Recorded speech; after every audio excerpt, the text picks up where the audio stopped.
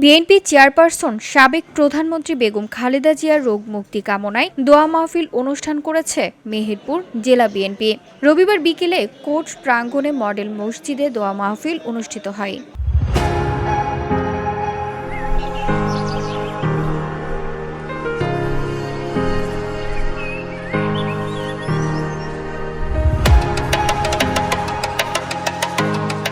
এ সময় প্রধান অতিথি হিসেবে উপস্থিত ছিলেন বিএনপির কেন্দ্রীয় নির্বাহী কমিটির সদস্য ও মেহেরপুর ১ আসনের বিএনপির মনোনীত প্রার্থী মাসুদ অরুণ। বিশেষ অতিথি হিসেবে উপস্থিত ছিলেন পৌর বিএনপির সাবেক সভাপতি জাহাঙ্গীর বিশ্বাস, সদর উপজেলা বিএনপির সাবেক সভাপতি অ্যাডভোকেট মারুফ আহমেদ বিজন সহ বিএনপি সকল অঙ্গ সংগঠনের নেতৃবৃন্দ।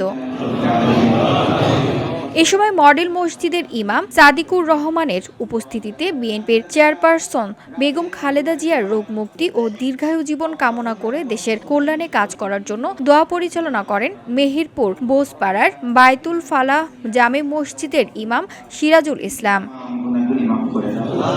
VOD Bangla news desk.